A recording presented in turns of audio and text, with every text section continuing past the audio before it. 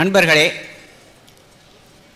தமிழின் அனைத்து விதமான படைப்புகளையும் பார்க்கும் பொழுது உங்களுக்கு ஒரு குழப்பம் ஏற்படும். ஒரு 20 ஆண்டுகளுக்கு முன்பு வரை தமிழில் எழுதப்பட்ட கவிதைகள், கதைகள் இவற்றையெல்லாம் பார்க்கும்போது நாம் தமிழில்தான் வாசிக்கிறோமா அல்லது தமிழ் வாழ்க்கையைத்தான் எழுதியிருக்கிறோமா என்றெல்லாம் நமக்கு ஒரு சந்தேகம் இருந்திருக்கும். தொடர்ந்து இலக்கிய உலகத்தில் இருந்திருக்கக்கூடிய யாருக்குமே அந்த மாதிரியான ஒரு குழப்ப நிலையில் நாம் இருந்து வந்திருக்கிறோம். ஆனால் ஒரு பெருவெள்ளம் பாயும் பொழுது அது தெளிவாக இருக்காது. அதனுடைய வேகம் இருக்கும், அதனுடைய நிறம் மங்கலாக இருக்கும். ஆனால் வெள்ளம் வடிய வடிய ஒரு தெளிவு இருக்கும். நீங்கள் அந்த பெருவெள்ளத்தை பார்த்திருப்பீர்கள் என்று நினைக்கிறேன். நான் களக்காட்டில் இருக்கிறவன், மலை அடிவாரம். அந்த பெருமழை பெய்தவுடனேயே அந்த வெள்ளம் எப்படி வரும் என்றால் கருத்த தண்ணீராகவே வரும், கருப்பாக இருக்கும். அது ஏன் கருப்பாக இருக்குன்னா ஊர்காட்டு தண்ணியை பூரா அடிச்சுக்கிட்டு வரும், ஊர்காட்டு அழுக்க பூரா எடுத்துக்கிட்டு வரும். இதுதான் வெள்ளம் என்பது இதுதானா என்று நமக்கே சந்தேகம் வரும். இப்படி ஒரு கருப்பான ஒரு வெள்ளம் வருமா அப்படின்னுட்டு அதை நான் சின்ன வயசில் பார்த்தேன்.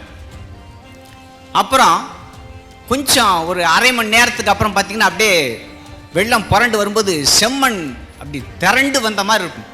அது செம்மண் வெள்ளமா அல்லது நீரோட்டமா அப்படிங்கூடிய ஒரு குழப்பம் அந்த நேரத்தில் வரும். ஏனென்றால் அது மலை அடிவாரத்தில் உள்ள செம்மண்ணை பூரா அடிச்சுக்கிட்டு வரும். அப்புறம் போக போக என்ன ஆகும்னா அந்த நேரம் மங்கிக்கிட்டே வரும். கொஞ்சம் நேரத்தில் ஒரு 2 மணி நேரம் 3 மணி நேரம் போனீங்கன்னா அந்த நேரம் எப்படி இருக்குன்னா ஒரு மாதிரியான அதாவது மரத்தூள்களெல்லாம் அடிச்சுட்டு வந்தால் அந்த வெள்ளம் எப்படி இருக்கும் அந்த மாதிரி இருக்கும்.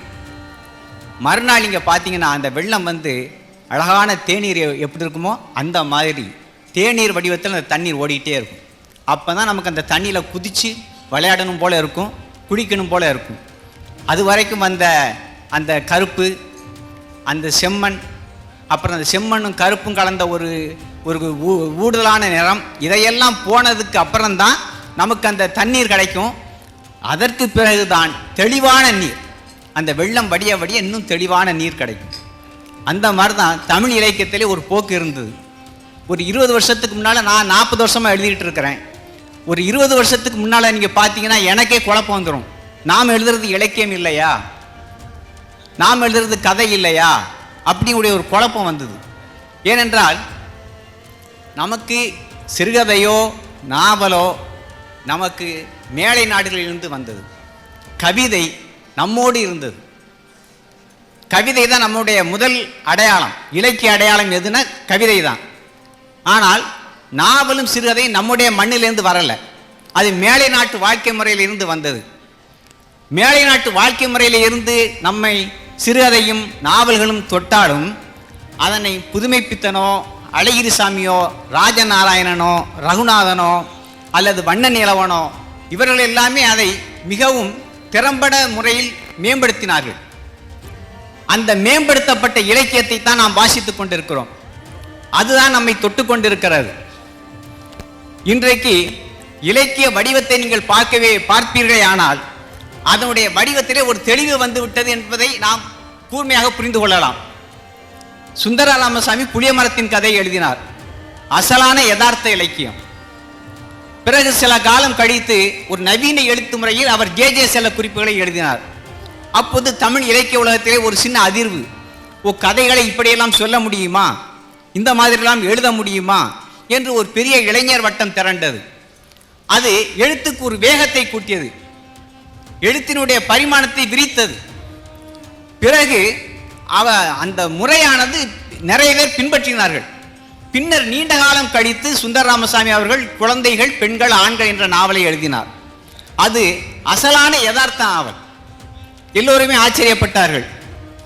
ஜே சில குறிப்புகள் என்கிற நவீன இலக்கிய வடிவத்திலே எழுதிவிட்டு இப்படி பெண்கள், குழந்தைகள், பெண்கள், ஆண்கள் என்ற ஒரு யதார்த்த இலக்கியத்துக்கு வந்திருக்கிறாரே என்று. அது தாழ்வு அல்ல, அது ஒரு வளர்ச்சி நிலை. சுந்தர ராமசாமியுடைய எழுத்துக்களை பார்த்தால் படிப்படியாக வளர்ந்து புளிய மரத்தின் கதையில் இருந்து ஜே சில குறிப்புகளுக்கு ஒரு உச்சத்தை தொட்டு மீண்டும் அந்த உச்சத்தை சமநிலைப்படுத்தக்கூடிய ஒரு போக்காக குழந்தைகள், பெண்கள், ஆண்கள் இருந்தது. இதே கட்டத்தில் ஜெயகாந்தனோ, ஜானகிராமனோ, அசோகமித்திரனோ, வண்ணநிலவனோ தொடர்ந்து ஒரு யதார்த்தமான போக்குகளை வைத்து கொண்டிருந்தார்கள். நீங்கள் ஜானகிராமனுடைய கதையை வாசிச்சிங்கன்னா அந்த நாவலில் வரக்கூடிய ஆண்கள், பெண்கள் அன்பையே விதைத்து கொண்டிருப்பார்கள். மனிதருக்கு மனிதன் உறவுகளை வளர்த்து கொண்டிருப்பார்கள். அவர் தன்னுடைய எல்லைகளை எல்லாம் மீறி தான் வாழ்ந்த சமூகத்தின் கட்டுமானங்களை எல்லாம் உடைத்து எறிந்து கொண்டு தொடர்ந்து அன்பை பேசியவர். அந்த நாவல்களில் வரக்கூடிய, கதைகளில் வரக்கூடிய ஒவ்வொரு பெண்ணும் ஒவ்வொரு மனிதனை நேசிக்கக்கூடியவராக இருப்பார். அவர்களை தொட்டு பழக வேண்டும் என்று விரும்புவார்கள். இதெல்லாம் நம்முடைய தமிழ் மரபிலே இல்லை என்று நாம் நினைத்து கொண்டிருப்போம். அவர் இல்லாததை எழுதினார். ஏன் எழுதினார் என்றால் ஒரு வளர்ச்சி வர வேண்டும். அந்த வளர்ச்சி வர வேண்டும் என்பதற்காகத்தான் அவர் அப்படியெல்லாம் எழுதினார். அன்பு, இலக்கியத்தினுடைய தார்மீகமான நோக்கம் என்னவென்றால் அன்புதான். எவ்வளவுதான் நாம் படித்தாலும் வாசித்தாலும் கடைசியில் நம்முடைய மனநிலை எங்கே போக வேண்டும் என்றால் அந்த அன்பை நோக்கித்தான் செல்ல வேண்டும். அதைத்தான் ஆண்டாள் பிரியதர்சினி அவர்கள் சொன்னார்கள். அன்பைத்தான் விதைக்க வேண்டும். அந்த அன்பை விதைத்த அந்த அருமையான ஒரு மனிதர் இன்று கொல்லப்பட்ட ஒரு நாள். இந்த இடத்திலே இருந்து நாம் இன்றைக்கு அன்பை பேசுவதற்கு, இலக்கியத்தை பேசுவதற்கு ஒரு உகந்த தருணம் என்று நான் நினைக்கிறேன். அதிலே ஒரு முதல் பேச்சாளனாக இருந்து பேசுவது எனக்கு மிகுந்த மகிழ்ச்சியை தருகிறது. பின்னவீனத்துவம், நவீனத்துவம், பின்னவீனத்துவம் வந்தது. அப்புறம் பின் நவீனத்துவம் என்று மாறியது. அப்படி என்றால் இந்த இலக்கியத்தை நீங்கள் எப்படி எழுத வேண்டும் என்ற ஒரு நோக்கம் வரும்போது சொன்னார்கள், அந்த காலத்தில் சிலப்பதிகாரம் எழுதணும், அது காவிய காலம். இந்த காலத்தில் நீங்கள் சிலப்பதிகாரம் எழுத முடியாது. இந்த காலத்தில் நீங்கள் சிலப்பதிகாரம் எழுத முடியாது, அது வேற காலம் அப்படின்னு நம்ம சொல்லக்கூடிய ஒரு நேரம் வந்திருக்கு. ஆனால் இந்த காலத்தில் கண்ணதாசனோ, வாலியோ, அல்லது வைரமுத்துவோ, அல்லது பசுவையாவோ, வேறு யாராகவே இருந்தாலும் சரிதான், அவர்களுடைய இலக்கியங்கள் நேரடியாகவே நம்முடைய மனங்களை தொட்டன. ஏன் தொடுகின்றன என்றால் அந்த ஒரு இலக்கியத்தினுடைய வீச்சு இருக்கிறது அல்லவா, மனித நேயத்தை விதைக்க வேண்டும் என்ற அற்புதமான ஒரு தருணம். அந்த தருணத்தை விதைப்பதற்காக அவர்கள் எடுத்துக்கொண்ட முயற்சி தான் அந்த அவருடைய பேனாக்கள். அந்த பேனாக்களை மட்டும்தான் நாம் இன்று விரும்பி கொண்டிருக்கிறோம். இப்போ உங்களுக்கு நீங்கள் குழப்பத்துக்கு மத்தியில் எந்த வகையில் இலக்கியத்தை எழுதுவது? ஒரு மனிதன் படைப்பை எழுதும் பொழுது அவன் எதை எழுத வேண்டும் என்று உங்களுக்கு ஒரு திட்டம் போட முடியாது, உங்களுக்கு ஒரு நெறியை உண்டாக்க முடியாது. ஆனால் நம்முடைய மனதில் அந்த நெறி இருக்கும், அந்த உருவம் இருக்கும். நான் ஒரு நாவல் எழுதினேன், நிழல் நதி என்ற நாவலை சென்ற ஆண்டு எழுதினேன். அந்த நாவலை நான் எழுதும் பொழுது அது என்னுடைய வாழ்க்கையைத்தான் எழுத ஆரம்பித்தேன். ஆனால் அது என்ன ஆயிற்று என்றால் அந்த நாவல் விரிய அதற்கு எந்த விதமான ஒரு முன் யோசனையும் இல்லை. நான் எழுத ஆரம்பித்த பிறகு தான் அந்த நாவலை தன்னை வளர்த்து கொள்கிறது. நாவல் தான் தன்னை வளர்த்து கொண்டது. அந்த நாவலில் நான் எழுத ஆரம்பித்த என்னுடைய கதை அப்படியே மெதுவாக என்னுடைய நண்பர்களை தொடுகிறது. என்னுடைய நண்பர்கள் 4 பேரை தொடுகிறது. 4 பேரை தொட்டு அவர்களுடைய வாழ்க்கையும் சேர்த்தே எழுதுகிறது. என்னுடைய வாழ்க்கை என்பது என்னுடைய வாழ்க்கையாக மட்டுமே இல்லை என்பதுதான் அதிலே உண்மை. நான் எழுதும் பொழுது என்னுடைய நண்பர்கள் ஏன் வந்தார்கள் என்று என்னால் கேள்வி கேட்கவே முடியவில்லை. என்னுடைய நண்பர்கள் வருகிறார்கள், என்னுடைய நண்பர்களின் காதலிகள் வருகிறார்கள். அவர்கள் என்னுடைய வாழ்க்கையிலே ஊடுருவி கொண்டு போகிறார்கள். ஆக என்னுடைய வாழ்க்கையிலே அவர்கள் ஏன் வந்தார்கள், அவர்களுடைய காதலும் அவர்களுடைய வாழ்க்கையும் ஏன் என்னுடைய வாழ்க்கையிலே ஊடுருவ வேண்டும், எனக்கு அந்த திட்டமே கிடையாது. ஆனால் எழுதும் பொழுது என்னுடைய வாழ்க்கையினுடைய அர்த்தங்கள் தன்னைத்தானே விரித்து கொள்கிறது. நான் கண்டறியாத என்னுடைய வாழ்க்கை எனக்கு பின்னாலே ஒன்று இருக்கிறது என்ற உண்மையை நான் அப்போதுதான் தெரிந்து கொண்டேன். ஒருவர் கேட்டார், இந்த நாவலில் கபீர்னு ஒரு பாத்திரம் வருது, அது நீங்களா அப்படின்னுட்டு. ஏன் நானாகத்தான் நீங்கள் நினைக்கிறீங்களான்னு கேட்டேன். இல்லை, எனக்கு உங்களை தெரியும், உங்களுடைய 40 வருஷம் எழுத்த தெரியும், இந்த கதையை படிக்கும்போது அது நீங்களாக தான் இருப்பீங்களோன்னு நினச்சேன் அப்படின்னாரு. இல்லை, அது நான் தாங்க அப்படின்னேன். நீங்கள் தானே, ஏன் அதை அவ்வளவு தரமட்டமாக எழுதிருக்கீங்க அப்படின்னாரு. இல்லையே, நான் தரமட்டமாக இல்லையே அப்படின்னு. நீங்கள் நல்லா இருக்கீங்க, ஆனால் உங்கள் கதாபாத்திரம் ஏன் அப்படி இருந்துச்சு அப்படின்னு கேட்டார். அவனுக்கு என்ன மனசில் அவ்வளவு வன்மம், அவ்வளவு வெறுப்பு அப்படின்னாரு. நான் அப்படி தான் எழுதியிருக்கேனா அப்படின்னு கேட்டார். ஆமாம், அப்படி தான் எழுதியிருக்கீங்க அப்படின்னாரு. அப்போ அதுதான் உண்மையாக இருந்திருப்பேனா? நான் உண்மையாக அப்படி தான் இருந்திருப்பேன் போல் இருக்கு, நான் என்னை அறியாமே நான் என்னை வெளிப்படுத்திட்டேன்.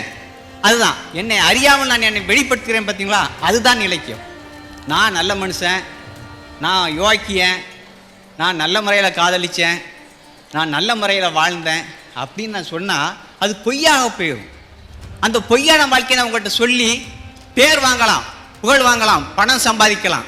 ஆனால் என்னுடைய மனசாட்சியை நான் வித்துட்டு தான் அந்த வேலையை பார்த்துருப்பேன். அந்த மனசாட்சியை விற்றதுக்கு அப்புறம் நான் இலக்கியவாதி என்று சொல்ல முடியாது.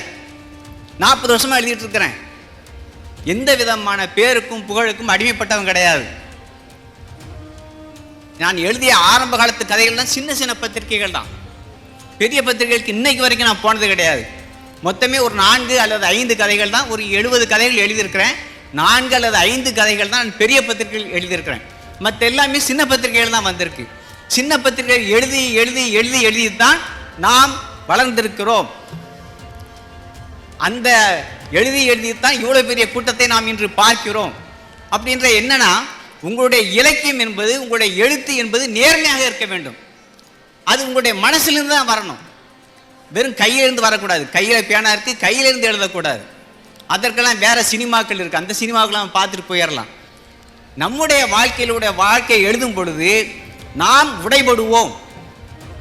நாம் அங்கு நல்ல மனிதனா கெட்ட மனிதனா என்பதை அந்த இலக்கியம் தீர்மானிக்கும்.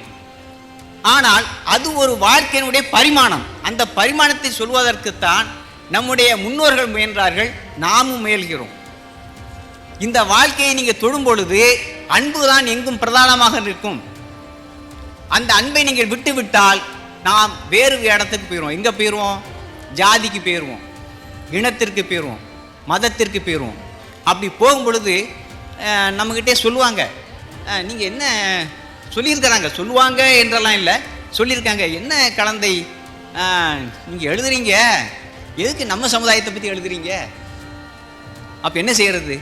சமுதாயத்தை பற்றி எழுதுனா, நம்ம சமுதாயத்தை பற்றி எழுதுனா, வேறு எதை பற்றி எழுதுனா? அடுத்த சமுதாயத்தை எழுதுங்க. அடுத்த சமுதாயத்தை எழுதணுமா? நம்ம சமுதாயத்தை பாதுகாக்கணுமா? அதனால தான் பெருமாள் முருகனுக்கு அடி விடுது. பெருமாள் முருகன் அவரே எழுதுறாரு, பெருமாள் முருகன் இறந்து விட்டான். ஏன்? அவர் ஒரு வரலாறை எழுதுகிறார், ஒரு நடப்பியலை எழுதுகிறார். அந்த நடப்பியலை எழுதுவதற்கு நமக்கு அனுமதி இல்லை. எதனால் அனுமதி இல்லை?